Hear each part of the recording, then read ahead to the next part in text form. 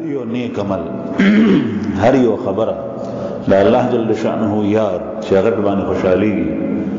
دا دیتا دا حق کړن په دې باندې خوشاله دل او په دې باندې د الله شکر ادا کول او په ابتدا کې د الله جل شانه د خوشنودۍ نیت کول دا پکار دي چې سره د الله جل شانه د راضي کولو د الله پاک د خوشنودۍ نیت په ابتدا کې زماره زمانه راضي شي نو هر یو حق وینا او حق عمل او کار خیر او طاعت د دې مرګرتیا پکار ده دا کول پکار دي کوم سړی یو دا دویم دا چې کوم سړی حق وینا کوي ښه خبره کوي او نیک عمل کوي او هغه په خپل نیکی اختیاري نو هغه ته په ښه نظر کتل پکار دي دا هغه تایید کول پکار دي دا هغه تصدیق کول پکار دي دا سړی ټیک کوي دا هغه نبیزاری ډډې ته کېدل دا هغه حتی کو توهین کول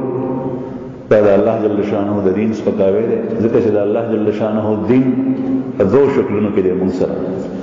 یو قانوني حیثیت سره د الله پاک دین چې هغه په قران پاک او د رسول الله صلی الله علیه وسلم په احادیثو کې او یو په عملی شکل صورت کې دی د الله جل شانه دین چې هغه کوم سره د الله د دین په یو جز باندې عمل کوي نو خارج کې په هغه شکل کې الحمدلله مسلمانان د جمعې په ورځ باندې په جامع مسجد کې په صفونو کې کینی نو دا الله جل شانه د دین په یو جز باندې دغه عملی صورت ده عملی صورت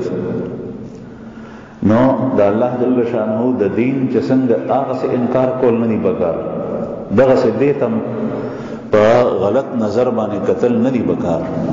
د دین ویزاری کول نه دی پکار د دې مرګرتیا پکار ده او چې کله انسان دغه کوي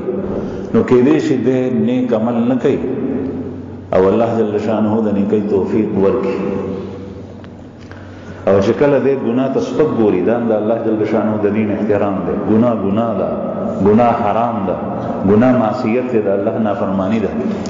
دغه ته سپک ګوري او بد ګوري نو کله فل حال په ګناه کې مبتلا ده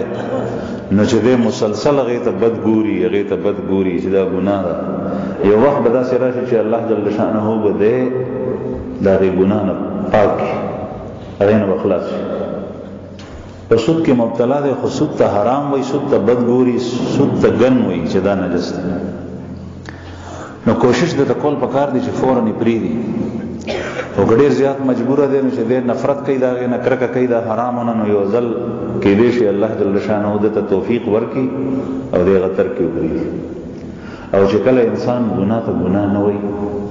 او حرام ته حرام نه وای او معصیت ته معصیت نه وای او فسق ته فسق نه وای دا غن خلاصې دي نشي دا مسلسل لګي او کې دې چې د ایمان سلب شي ځکه چې کله د الله جل شانه د یو حرام چې صفا حرام دي ستا په زړه کې دغه اول حرمت قوت او د حلت دغه په زیرالو نو د کفر دی صفا تحریم ما احل الله او تحلیل ما حرم الله دا کفر دی دا الله جل شانه حرام کړی شی سیسته حلال ویل او دا الله جل شانه حلال سیسته حرام ویل دا کفر دی